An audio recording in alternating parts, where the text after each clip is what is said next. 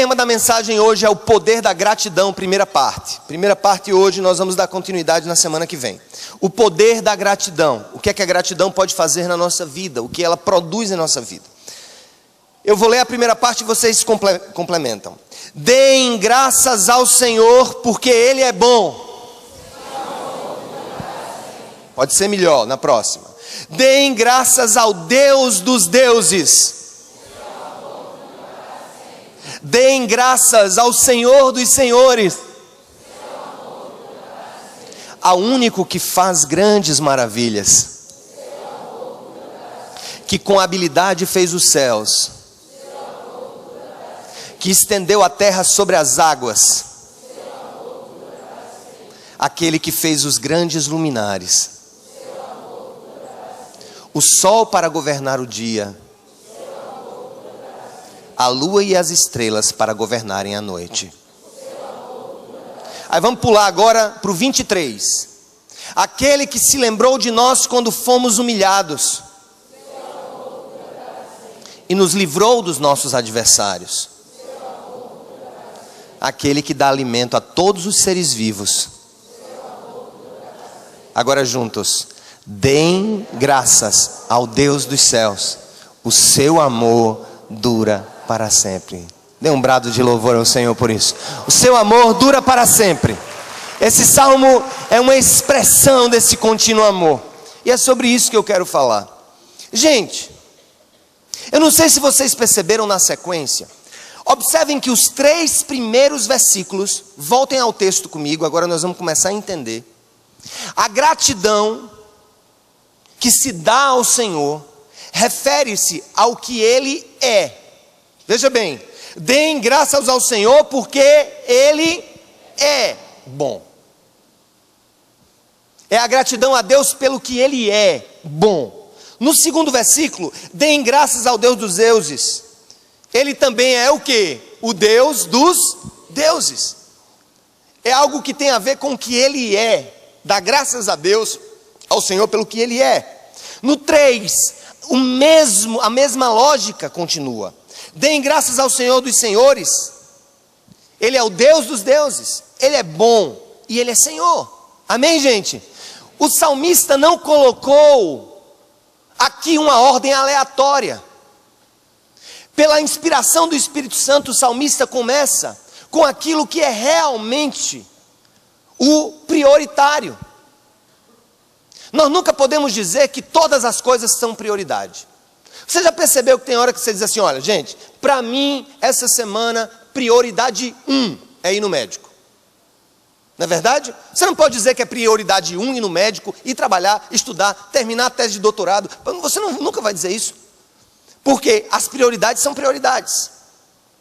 E eu quero dizer uma coisa para vocês. Eu quero começar já instigando vocês a pensarem comigo na seguinte questão. O que é idolatria? Muitas pessoas acham que idolatria é apenas adorar um Deus estranho. Não. A idolatria, ela acontece também quando eu inverto as prioridades da minha adoração. Quando eu inverto o que deve estar em primeiro lugar, com o que deve estar em segundo lugar, com o que deve estar em terceiro lugar. Vou dar um exemplo. Tem muita gente que diz assim, quais são as prioridades na vida humana, a macro regra? Aí a pessoa diz, não, a primeira regra é o seguinte, primeiro é Deus. Então Deus acima de tudo. Depois vem o meu trabalho, o outro vai dizer assim, depois vem os meus filhos, porque são sangue do meu sangue, depois vem o meu cônjuge. Essa talvez seja uma visão mundana de prioridades na vida, mas não são a regra do Senhor. De fato, a primeira prioridade na vida da gente deve ser o Senhor, o que Ele é. Depois, o que o Senhor faz. Terceiro, deve ser o meu cônjuge, se eu sou casado, porque ele é a representação da composição misteriosa, mística, que representa Cristo e a igreja. Depois vem os meus filhos. Aí depois dos meus filhos vem a igreja, o ministério da igreja. O que é que muita gente diz? Não, Deus tem que estar em primeiro lugar. Então eu tenho que participar de todas as atividades da igreja. Não confunda a atividade da igreja com Deus. São coisas diferentes. Deus vem em primeiro lugar, depois vem o seu cônjuge, depois vem os seus filhos, ainda vou mais longe, depois vem o seu trabalho, que é o que vai botar comida para você comer, porque ninguém enche bucho com oração. E depois, as atividades da igreja. É assim que deve acontecer. Na hora que eu inverto essas prioridades, eu exerço um tipo de idolatria no processo de priorização daquilo que eu tenho. Vou chegar onde eu quero. Esse salmo é um claro exemplo de como Deus precisa ser adorado por aquilo que Ele é ou por aquilo que Ele faz por nós. O que é que deve vir em primeiro lugar? Eu devo adorar a Deus por aquilo que Ele é? Eu devo ser grato a Deus por aquilo que Ele é? Ou por aquilo que Ele fez por mim? Eu vou explicar porque é muito simples. Imagine se você se relaciona com os seus filhos, ou com um amigo, que é uma pessoa que está sempre pronta para dizer assim: ô papai, obrigado por esse presente. Ô papai, obrigado por essa camisa. Ô meu irmão, obrigado por ter lembrado de mim. Ô meu irmão, obrigado por esta viagem que você me deu. Ô meu amigo, obrigado porque você conseguiu esse emprego para mim. Escuta, parece ser uma coisa muito simples, e eu pareço estar falando de uma coisa estranha no entendimento de alguns outros. Mas preste atenção. Se a minha apreciação pela vida de alguém não estiver exclusivamente definida por quem aquele alguém é, eu posso estar em um processo de inversão de prioridades. E quando eu só consigo entender a gratidão a Deus a partir daquilo que Ele me dá, eu estou sendo, de uma certa maneira, idólatra. Por quê? Porque houve uma inversão de prioridades. É como se eu olhasse muito mais para as mãos do doador da vida, para as mãos do abençoador, do que para ele mesmo. Nós precisamos ensinar desde pequenos aos nossos filhos, ensinar desde pequenos e vivermos desde pequenos a realidade primeira, a magna realidade de que a gratidão que nós devemos uns aos outros deve ser baseada pela simples natureza de quem nós somos. Você deve olhar para o seu cônjuge e dizer assim: Senhor, eu te sou grato por essa pessoa, além de qualquer coisa, além do que ela tenha feito ou deixado de fazer. Gente, isso é libertador. Quando eu começo a olhar a vida com esse prisma, isso é libertador, isso me dá asas. É Red Bull espiritual, te dá asas. Liberta a gente de um movimento relacional utilitarista. Porque eu começo a valorizar tanto aquilo que aquela pessoa tem a dar para mim, que quando ela para de dar, eu não a valorizo mais como pessoa. Eu não valorizo mais Deus como Deus.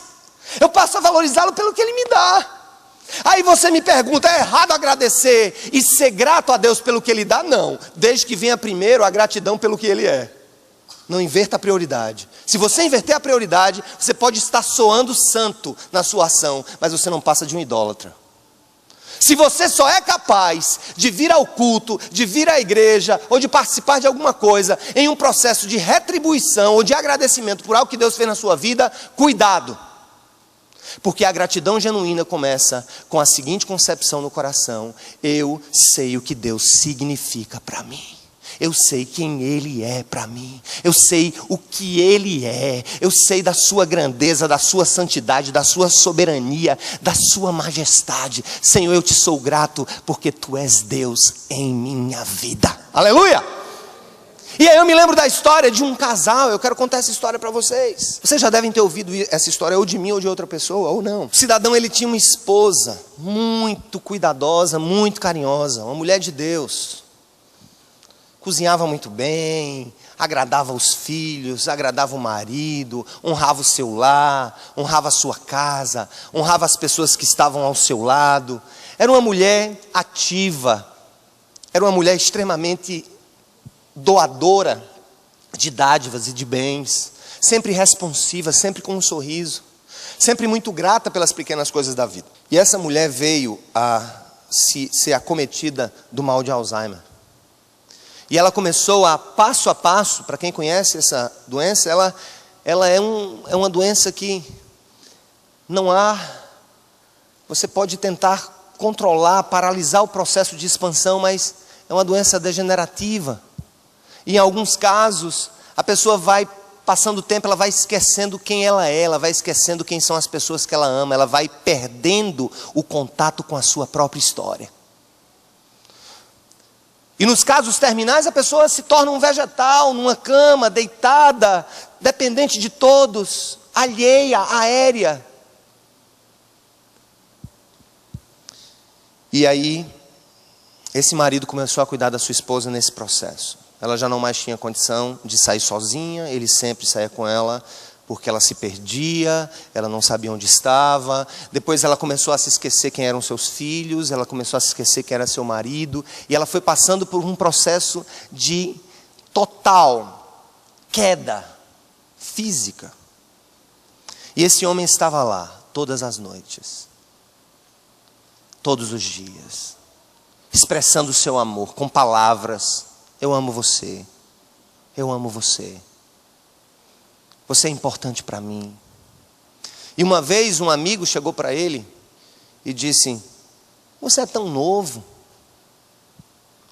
você fica aí todos os dias falando com a sua esposa, você sabe que ela hoje é um vegetal, ela não é capaz de responder a nada do que você fale, ela não é capaz de lhe reconhecer, ela não sabe quem você é, ela não entende nenhum dos significados de tua fala.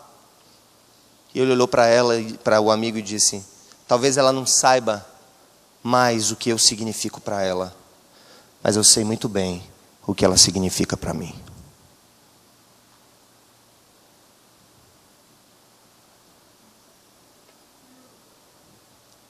Gratidão não pode estar conectado em primeiro plano aos benefícios que recebemos de alguém. A gratidão começa na apreciação da essência de cada pessoa, o que elas são. E o salmista começa e diz: deem graças ao Senhor, porque Ele é bom. Porque Ele é Deus dos deuses, porque Ele é Senhor dos senhores. Daí ele passa a dizer, aí ele começa a dizer, ele encerra dizendo, por exemplo, é aquele que dá alimento a todos os seres vivos. E aí ele joga as prioridades no processo de adoração. Gente, eu vou dizer uma coisa para vocês.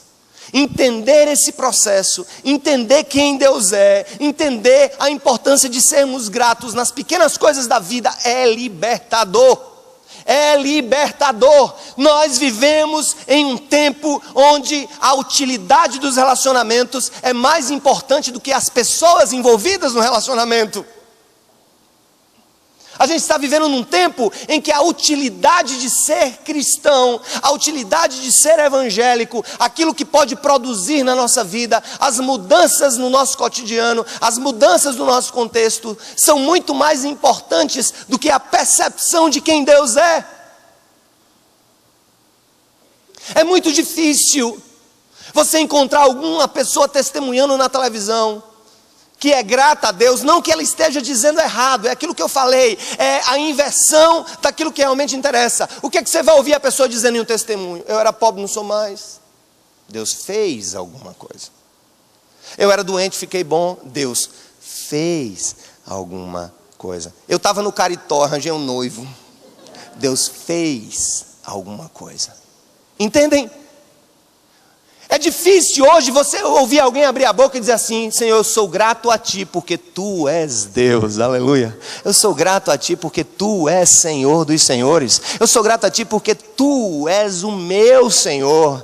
Olha, Pai, talvez eu não entenda os Teus propósitos. Talvez as pessoas digam que não vale nada o que eu estou dizendo, a minha adoração, o meu louvor, mas eu sei o que Tu representas para mim. Eu sei que sem Ti eu não sou nada. Tu és o centro da minha adoração. E portanto és o centro da minha gratidão.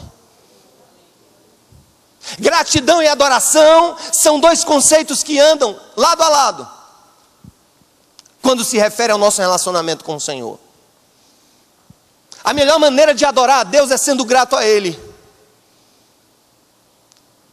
É interessante que eu me lembro um pouco assim, quando os meninos eram pequenos, e eu sempre viajei muito. E sempre dizia, papai vai voltar e tal, quando é que você volta, painho e tal, pá, pá, pá. É interessante que quando as crianças são menorzinhas, assim, ainda estão naquela de esperar, né, o pai chegar, papai vai trazer um presente para mim. Você chega, lá vem você com as malas, né? Você está aqui, você chega com as malas. Você abre a porta, né? Filhão! Ele está aqui, né? Ele está aqui. O olhar é o seguinte, o olhar dele, olha aqui, olha para o meu rosto, aqui, ó. Fica isso aqui, ó. Fica no meu rosto, vai, puxa mais, vai. Zum, zum, zum, zum, zum, zum, zum. Assim, ó. Tá, esse aqui seria o contemplar os seus olhos, tá? Seu filho contemplando os seus olhos. Aí você chega com as malas, aí ele tá assim, ó. Ele tá olhando para a mala. Ele tá doido que a mala exploda ali. E o tempo vai passando, os relacionamentos vão se tornando mais compreensivos, vem o senso crítico, vem a importância que nós precisamos ensinar aos nossos filhos daquilo que nós somos, daquilo que eles são para nós. Gente, se você for grato a Deus, porque o seu filho tira notas boas, você não está errado. Agora, se você não consegue ser grato a Deus pelo fato de seu filho ser seu filho, você está errado. Inversão de prioridades. Às vezes eu converso com pessoas e elas dizem, não sei o quê, mas meu filho assim, a mulher assim, meu marido assim, tal. Sempre naquela expectativa, como eu seria grato ao Senhor se isso acontecesse. Olha, escuta, não seja grato ao Senhor se o Senhor fizer alguma coisa. Seja grato ao Senhor porque o Senhor é quem Ele é. Seja grato por sua esposa e seu marido por eles serem quem eles são. Gente, é libertador. Isso é libertador demais. Uma outra coisa que eu tenho aprendido sobre isso é a história do fato de que o maior poder que a gratidão opera no nosso coração é a felicidade. Quem não é grato é infeliz. Pode ir atrás. Toda pessoa ingrata é infeliz. Ela não consegue ver nada e se alegrar com nada. Ela está sempre infeliz, está sempre faltando. A comida está sempre com muito sal ou com pouco sal. Está sempre cru ou assada demais. O perfume ou é forte ou é fraco demais. Ou tem fixação ao extremo ou não fixa nada. As pessoas nunca estão atendendo os seus critérios e as suas expectativas.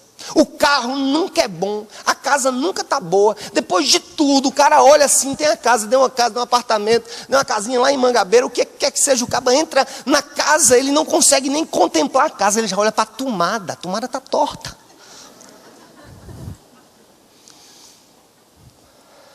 Gente, isso é doença. Escuta, eu quero mexer com as nossas emoções nessa tarde, para que Deus possa refazer algumas prioridades no nosso coração. A gratidão é libertadora, a gratidão, ela nos dá felicidade. Escuta, tem gente que está esperando ser feliz para poder ser grato. Quando eu for feliz eu vou ser muito grato ao Senhor, hoje eu sou muito triste. Escuta, seja grato, porque a felicidade não vai decorrer daquilo que vai acontecer com você.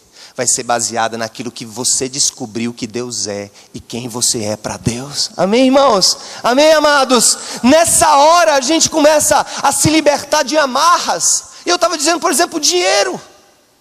O dinheiro nunca vai ser bom o suficiente para aqueles que têm nele a razão da sua gratidão. Eu não conheço ninguém que tenha o coração no dinheiro, que não queira ganhar mais dinheiro. Tu conhece alguém? Não tem não. Quem tem amor ao dinheiro nunca é saciado por aquilo. É por isso que a Bíblia diz que o amor a Ele é a raiz de todos os males. Tu já viu alguém dizer, não, eu já tenho 30 milhões, eu não quero chegar, eu não quero. Rapaz, você vai ter a oportunidade de ganhar mais 70 milhões agora, não vamos começar a investir. Não quero não, de jeito nenhum. Você sabe por que o dinheiro nunca é suficiente? Porque ele nunca vai comprar a tua satisfação plena. Sempre vai faltar alguma coisa. Escuta, o cara tem uma casinha pequena, ele ganha R$1.000 por mês, 2.000, está na Caixa Econômica, vai pagar a casa em 50 anos. 30, 40, sei lá, daqui a pouco é 100 anos, vai passar para os filhos, netos, para pagar a casa. Não sei.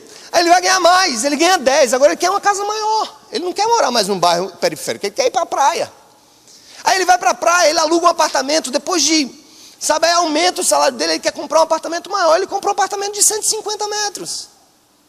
Aí ele pensa assim, poxa, mas eu estou trabalhando, estou ganhando mais, ele vai ganhar, aí ele chega a ganhar 25 mil por mês. Aí ele pensa, não, mas 25 mil por mês, 150 metros não combina, 25 com 150 é uma matemática meio feia, né? O cara ganhar 25 mil morar num apartamento de 150, não combina.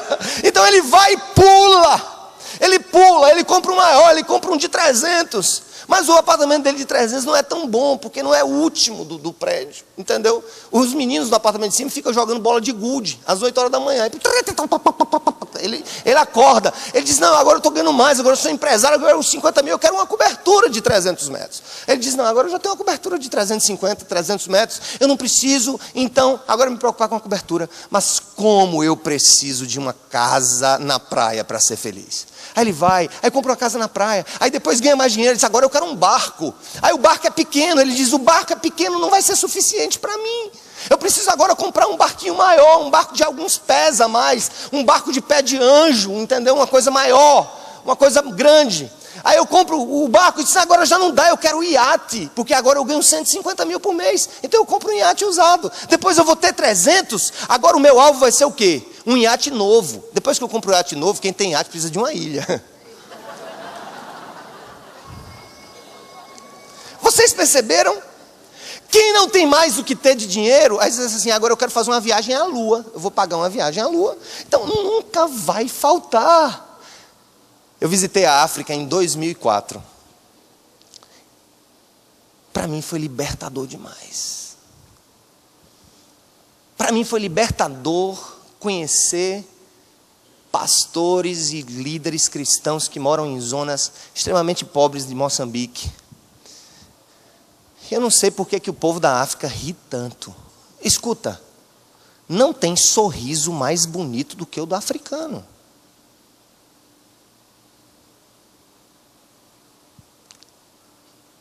E não há povo mais pobre do que o africano. Será que tem alguma lógica escondida nos processos de gratidão no coração deles? Será que é um tesouro que nós precisamos descobrir? Será que essa extrema pena que nós temos do povo africano talvez não seja a própria incapacidade de sabermos o que realmente interessa para sermos felizes? Gratos, plenos. A gratidão é poderosa. Repita isso comigo. A gratidão é poderosa.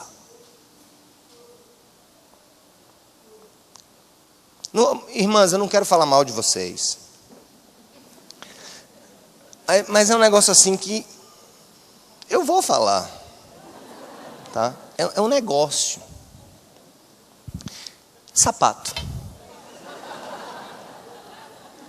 E bolsa.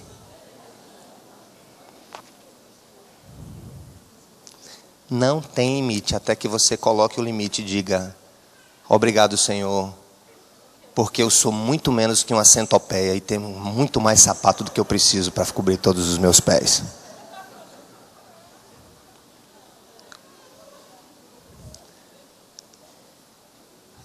Gente, não estou aqui querendo medir o que você precisa ter, nem o que eu preciso ter. Há medidas para cada um. Mas uma coisa, há uma medida que cabe para todo mundo. Ou eu aprendo a ser grato com o que eu tenho, ou eu nunca vou ser grato com aquilo que eu desejo ter. Lógica comum. Amém, gente? Já dava para a gente encerrar agora, que tal? Eu vou passar à frente e eu tenho algumas outras coisas a falar para vocês sobre gratidão, o poder da gratidão. E vocês vão abrir a carta de Paulo aos Romanos. Quando Deus agora vai falar das pessoas, agora eu não falo mais para cristãos, eu falo para não cristãos. Eu falo para você que por acaso ligou a televisão, agora, que você acha que relacionamento com Deus é tudo bobagem, é balela, que Deus não existe, que você veio do macaco, e que o macaco veio de outra coisa, e que outra coisa veio de outra coisa, e você está aí. Eu quero dar uma palavra para você sobre o que Deus pensa sobre nós no que se refere a capacidade que Ele deu a todo ser humano de ser grato. Deus deu a capacidade a todos nós, mas nem todos exercem a gratidão com relação ao que Deus é. Romanos 1, verso 18. Portanto, a ira de Deus, Romanos 1, 18. Portanto, a ira de Deus é revelada dos céus contra toda impiedade e injustiça dos homens que suprimem a verdade pela injustiça. Pois o que de Deus se pode conhecer, olha o que diz São Paulo, é manifesto entre eles, porque Deus lhes, o que? Manifestou. O que é que... bota o dedo em cima. Paulo está dizendo o seguinte: o que Deus revelou a todos os humanos naquilo que Ele criou é suficiente para darmos a Ele glória. Foi isso que Paulo disse. Pois desde a criação do mundo, os atributos invisíveis de Deus, seu eterno poder e sua natureza divina têm sido vistos claramente, sendo compreendidos por meio de quê? Das coisas criadas. Escuta. Paulo está dizendo o seguinte: a criação divina é suficientemente capaz de apontar qualquer coração humano para a compreensão e para o reconhecimento que por trás de toda essa complexidade cósmica existe uma mente pensante, criadora e poderosa. É isso que Paulo está querendo dizer. Não dá para olhar para a criação com olhos verdadeiros, sem orgulho no coração, sem prepotência no coração, e não se render à verdade de que há uma inteligência suprema que desenhou, projetou e estabeleceu todas as coisas. Eu estava vendo um vídeo sobre um novo caminho da ciência. Charles Darwin, ele era um jovem de 22 anos quando ele saiu da Inglaterra.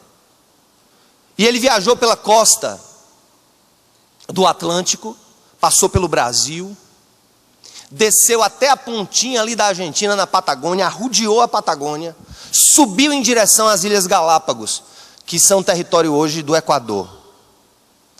E ele, exatamente por não querer enxergar a obra de Deus, o mistério, e ter que se render à verdade de que há um Deus criador, ele cria a teoria da seleção natural. A ideia de que todos nós somos frutos de um processo de eras e eras de seleção natural, em que os melhores vão se adaptando ao meio, vão se adaptando a todas as circunstâncias, a chegarmos hoje em toda essa complexidade.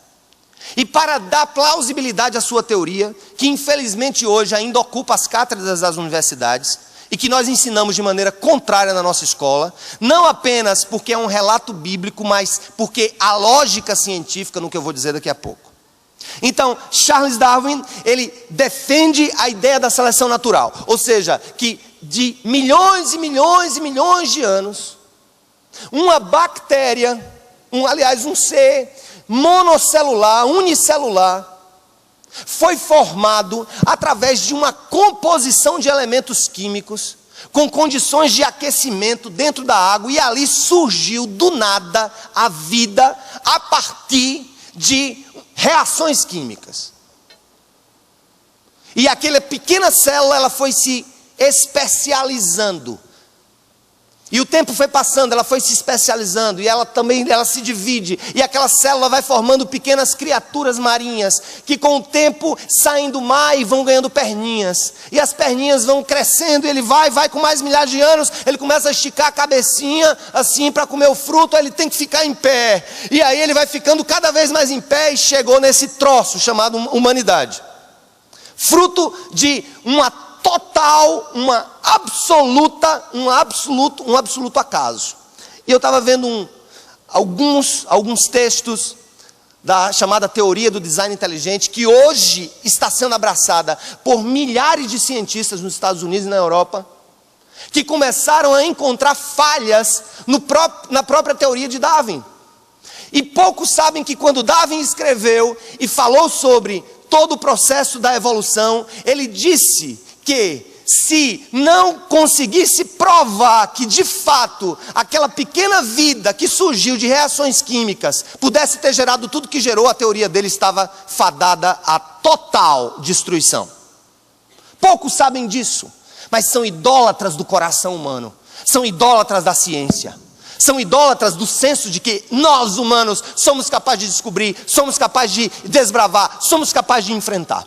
E aí, em um documentário muito interessante sobre as origens da vida, um cientista, ele comprova, ele destrói a teoria de Darwin, quando ele analisa uma pequena bactéria, uma pequena célula de uma bactériazinha, e ela vê que a sua cauda, que produz o movimento, é algo tão complexo, girando em torno de um eixo, com engrenagens tão perfeitas, capazes de espantar qualquer mecânico a produzir um motor. Algo que já veio em toda a sua profunda complexidade, e se faltasse qualquer peçazinha daquele processo complexo, era impossível que aquela bactéria fosse aquela bactéria. E ele defende o chamado princípio da complexidade irredutível. A ideia de que uma coisa complexa como aquela, embora pequena, invisível, numa cauda de uma bactéria, jamais poderia ter evoluído até ali, porque qualquer coisa que não fosse ela, plena, perfeita, estabelecida naquele tempo por uma mão criadora, seria inviável acreditar que a seleção natural pudesse ter transformado aquilo que é tão complexo e perfeito, e que sem qualquer uma daquelas partes que formam a engrenagem, que dá o movimento àquela bactéria, pudesse ter sido antes feito por Deus. Por que eu estou falando isso? É um tema que a gente não fala muito na igreja. E parece que os nossos jovens e adolescentes, quando vão para a escola, ou você que está na universidade fazendo história, fazendo biologia, fazendo química, e é desafiado todo o tempo com relação a esse conto de fadas chamado criacionismo, você tenha ferramentas suficientes, com base científica, para destruir uma teoria do século XIX que não se sustenta por si só. E o design inteligente nos mostra, é o que Paulo está dizendo. Olha o que é que Paulo está dizendo. Ninguém imaginava que, sabe, o apóstolo Paulo dissesse isso há 2000 anos. Olha o que é que ele diz, vamos lá gente, versículo 20 do capítulo 1 de Romanos.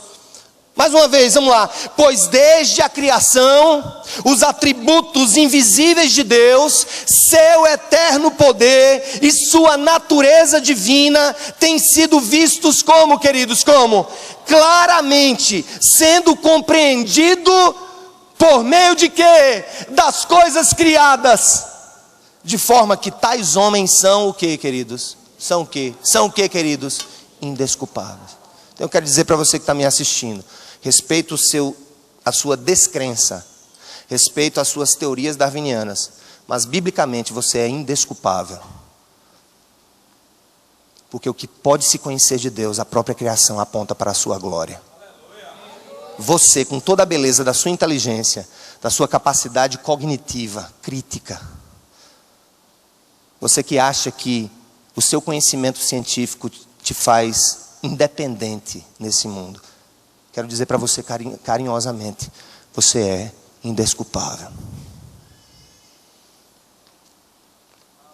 É uma questão de ser ou não grato a Deus, a partir das evidências que a própria beleza e complexidade da criação dão para você. Eu me recuso a acreditar que você veio de um macaco, porque você é tão inteligente, muito menos que você veio de uma célula criada ao acaso de reações químicas. Você foi feito à imagem e semelhança de Deus. O que falta a você é apenas reconhecê-lo como Senhor e Salvador da sua vida. O evolucionismo é uma questão de ingratidão.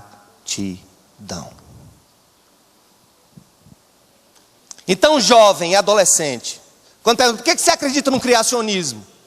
Não, porque a Bíblia diz que Adão e Eva, tal que Deus fez, foi assim mesmo. Mas há evidências científicas de que é necessário que uma mente magnífica tenha pensado em tudo isso. E os macacos teriam muita raiva de mim, de saber que eu sou os seus descendentes, e digo que teria vergonha de ser. Meus amados, é nas pequenas coisas da vida que Deus observa a nossa gratidão. E aí eu fico pensando acerca da criação. Sabe quem é feliz? Feliz é quem encontra a oportunidade de ser grato a Deus em uma caminhada dominical. Feliz é aquele que, no meio do nada, é capaz de construir um palco de possibilidades. Feliz é aquele que olha ao redor e sabe contemplar as coisas pequenas e dá glórias a Deus no canto de um roxinol. Inclusive um passarinho. Deus mandou um pássaro o ano passado para me acordar todas as manhãs. Quando eu fechava a janela para ligar o ar-condicionado, eu não ouvia. Mas era interessante, ele só ia lá para a janela. E às vezes eu estava pensando, orando ao Senhor em alguma coisa, lá vinha um pássaro para a minha janela. E eu comecei a contemplar, Senhor, eu não vou ser animista e achar que Tu és o pássaro. O Deus pássaro. Já que eu sou o homem pássaro e Tu és o Deus pássaro. Não. Mas esse pequeno passarinho é uma expressão tão linda de quem Tu és. Por isso, gente, eu quero convidar vocês a pararem no meio da semana e contemplarem as pequenas coisas da vida. Deixar o iPhone de lado. Deixar o seu carrão na garagem e sair a pé. E começar a aprender que a tua felicidade não deve ser plantada no que Deus te deu, mas naquilo que Ele é para você. A ponto de você ser capaz de falar como o profeta Abacuque. Ainda que a videira não floresça, ainda que não haja gado no curral, eu louvarei ao Senhor, na alegria e na dor, eu cantarei. Aleluia! Vai para Lucas no capítulo 17, e nós vamos ver o que acontece aqui com Jesus e 10 homens. 17:11, a caminho de Jerusalém, Jesus passou pela divisa entre Samaria e Galileia. Ao entrar num povoado, 10 leprosos dirigiram-se a ele. Ficaram a uma certa... O que, queridos? Por que eles ficaram a certa distância de Jesus? Porque eram leprosos. E na lei dos judeus, os leprosos não podiam se aproximar de pessoas sãs. Eles tinham que ir de longe. A lepra, conhecida hoje cientificamente como hanseníase, que graças a Deus tem cura, hoje, não tinha cura naquele tempo. A pessoa ia perdendo a sua pele, as suas carnes, o nariz caía, as orelhas. Uma coisa terrível. E aquelas pessoas estavam fadadas à morte. A lepra é a representação física daquilo que é o nosso estado espiritual. Você sabe o que é a lepra? Sabe o que é que a lepra significa para nós espiritualmente? É a decadência que todo o ser humano já nasce com ela. A podridão, a decomposição. O próprio pecado nos faz leprosos em etapas. Por quê? Porque de uma maneira ou de outra, ao envelhecermos, a nossa vida vai se decompondo. A lepra era um processo mais rápido, extremamente repugnante. As pessoas eram colocadas em cidadelas, em lugares confinados para não terem acesso. As pessoas sãs. E quando esses 10 homens viram Jesus passar, de longe disseram assim: ei, Jesus, tem compaixão de nós. E Jesus disse,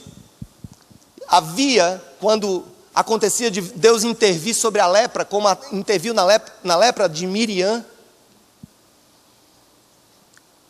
a lei mandava que quem fosse curado fosse se apresentar aos sacerdotes para purificação. E Jesus disse, vai e se apresente aos sacerdotes. Só que eles não estavam limpos. Não tinha nenhuma lógica o comando de Jesus que eles fossem se apresentar ao sacerdote, porque eles estavam leprosos. Mas a Bíblia diz que quando eles saíram em direção aos sacerdotes para apresentar os seus corpos, eles foram curados. Amém, gente? Olha o que diz a palavra. Versículo 14. Ao vê-los, ele disse, vão mostrar aos sacerdotes. Enquanto eles iam, foram o que, gente? Purificados. Eles saem e são purificados no caminho. A obediência a Deus é o começo do milagre. E eles obedecem em vão. E a Bíblia diz uma coisa muito interessante. Um deles, quando viu que estava curado, voltou, louvando a Deus de que maneira, gente? Alta voz. A lepra dele foi curada. Prostrou-se aos pés de Jesus e lhe agradeceu. Este era samaritano. Vou já falar sobre isso.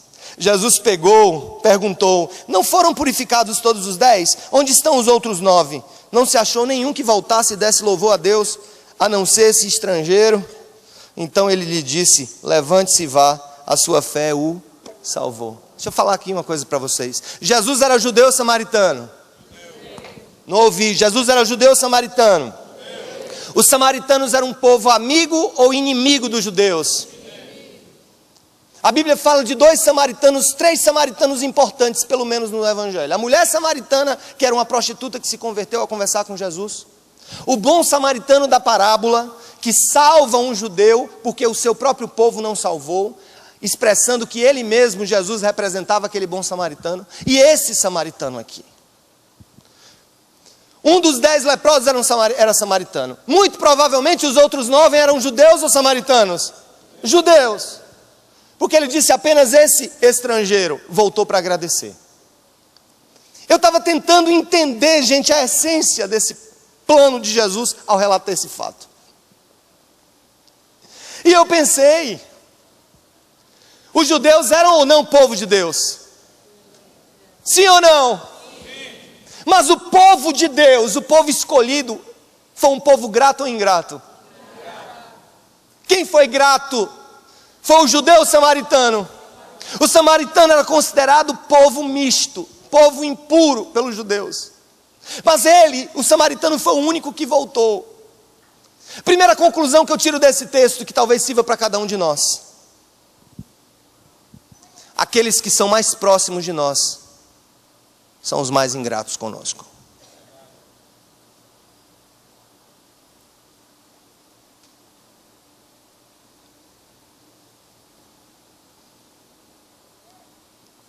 Trazendo para a vida da igreja. Às vezes, são os membros de uma comunidade cristã que são as pessoas mais ingratas com relação à sua própria comunidade. Às vezes a gratidão vem de uma boca distante. Pastor Sérgio, Pastor Josemar, eu sou ali, eu sou da comunidade da paróquia de Santo Antônio. Então, quer dizer o seguinte: eu não sou da Cidade Viva não, obrigado pelo que vocês estão fazendo. Segundo Augusto Cury, as pessoas mais próximas são as que têm maior potencial de nos ferir. Porque delas, nós esperamos o óbvio, e o óbvio muitas vezes nunca vem.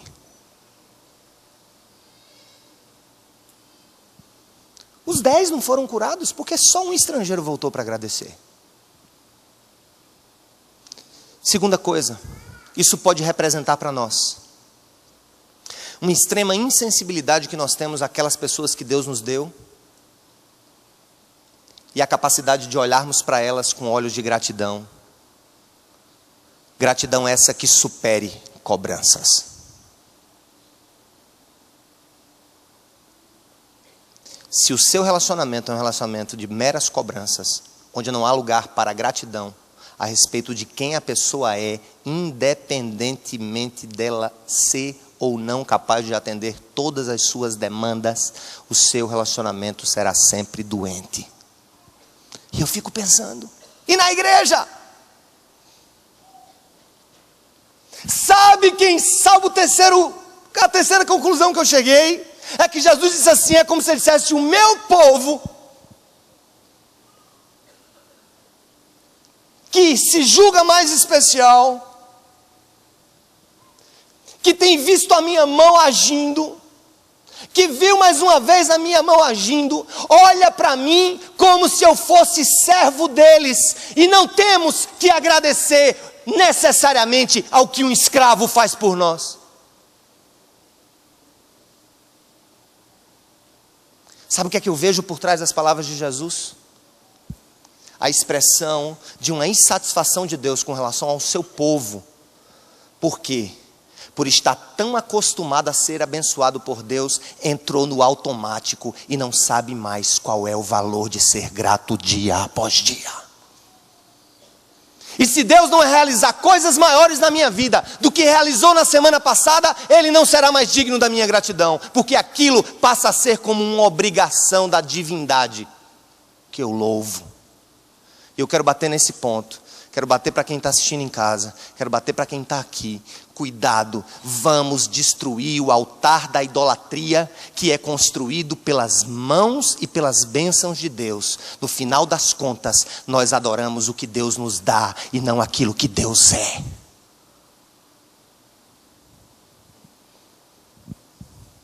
Todos os 10 foram curados, porque só o estrangeiro voltou. Sabe o que é o estrangeiro, gente? É por isso que uma igreja, ela precisa focalizar na conversão de vidas. Porque se a igreja focalizar em ser um clubezinho privado, com música boa, com cantor afinado, com pregação contemporânea, com estrutura agradável, com estacionamento que não é na lama, se isso for o centro da nossa vida, a percepção da nossa adoração e de quem Deus é, sempre vai faltar, porque a lógica passa a ser a lógica do consumo que o dinheiro promove. Uma vez eu estava conversando com o pessoal, mas é interessante, a gente faz um vídeo, o pessoal gosta, mas o outro vídeo, o pessoal gosta, outro vídeo é um vídeo, já vi tantos, louvor, a banda, que massa, luzes e tal, pá, beleza, mas podia melhorar mais, né? Podia ampliar mais, né, Deus? Eu acho que tua bênção, ela tem que ser um pouco maior agora. Eu tenho que ter um pouco mais, eu tenho que ter mais razões para me alegrar, eu tenho que ter coisas maiores para dizer, Deus, não, que milagre, o milagre do dia a dia, isso não é milagre. Não, se Deus salvou meu filho no mês passado, olha, Deus tem mesmo agora que resolver esse outro problema que é maior ainda do que aquele. Escuta, gente, o problema do povo judeu expressado na figura dos 9 leprosos, é que eles tinham apertado o piloto automático. E se transformaram em religiosos. Religioso não é grato. Mas quem tem um relacionamento com o Senhor é grato. Religioso não consegue ser grato, porque nunca basta, nunca é suficiente, nunca é demais. E lá vem o samaritano sozinho, gritando para todo mundo ouvir. Obrigado, Jesus, pelo que tu fizeste na minha vida. Eu fico pensando, sabe o que é que esse samaritano representa? E nós precisamos ir atrás de outros samaritanos. E Deus está tocando hoje aqui vida de samaritanos como aquele, que são aqui talvez a escória da sociedade, considerados como inimigos de Deus, bocas sujas, adúlteros, ladrões, estelionatários que estão assistindo esse culto agora. Muitos até se escondem na hora que começa a ouvir coisas dessa natureza, fica com medo de ser identificado e a polícia pegar e levar. Escuta. É para você o convite, meu amigo. No final das contas, meu amigo, você que se acha irreconciliável com Deus, a tua vida está chamando muito mais a atenção do coração do Senhor pela tua gratidão a respeito de uma dádiva que tu não mereces, do que o coração de muitos que estão aqui como consumidores e sócios do clube da bênção. Os 9 eram do clube da bênção. E clube da bênção não precisa ser grato. Tem muita gente que diz assim, eu já dou meu dízimo, já venho aqui, já ligo, já estou na agenda, já saí no bússola. Eu quero a minha bênção. É o clube da bênção. Uma pessoa deixou a nossa igreja porque disse, e eu acho que até desrespeitosamente, disse que nosso culto era como uma missa, que não tinha poder. Não é nem poder, é poder. O poder. É poder. Escuta. Quem está muito atrás de poder é porque não quer ouvir a exortação do Espírito Santo. E não se cresce sem exortação. Abre os teus ouvidos, porque Deus está falando com você. Ele quer que você reacenda a chama da gratidão hoje. E uma igreja grata levanta as mãos para adorar a Deus, mesmo se estiver pegando fogo ao seu redor. Nossos irmãos estão na China agora escondidos, em caverna, debaixo de garagem, diabo 4 lá, louvando ao Senhor, estendendo a mão. Agora ali é fogo. Eles não têm outra coisa para agradecer a não ser a certeza de que Deus é Deus. Amém, irmãos? Nós temos que aprender a dizer assim: Senhor, eu te louvo e eu sou grato, porque Tu és Deus, e essa verdade foi revelada ao meu coração sem eu merecer. Senhor, me faz ser o 10º leproso curado a voltar. Que eu seja para os outros um samaritano, o que quer que seja, mas que o meu coração se derrame em gozo, em alegria na Tua presença, porque Tu és o Senhor da minha vida. Me ajuda a olhar para a minha família com outros olhos, a ser grato a Deus pelos meus pais, pelas mães, pelos filhos, pelos parentes. Hoje de manhã eu cheguei abraçando todo mundo e chorando aqui, ninguém nem entendeu, porque eu já estava envolvido pela mensagem. Eu quase não consegui pregar hoje de manhã. Que eu cheguei e fui logo abraçando o pessoal ali da porta que estava distribuindo. Eu disse: Senhor, que vida preciosa é essa aqui. Peguei um irmão aqui que é meio machão assim, sabe? Dei um abraço nele, um beijo nele. Ele chegou e olhou assim para mim. Louvado seja o nome do Senhor por tua vida. Aleluia, gente. Glórias ao nome do Senhor. Vamos dizer assim: cria em mim, Senhor, um coração grato, um coração quebrantado, o coração de um leproso que voltou para agradecer. Louvado seja o nome do Senhor, a Ele toda a glória. Dê um brado de louvor ao Rei, que Ele é digno. Aleluia!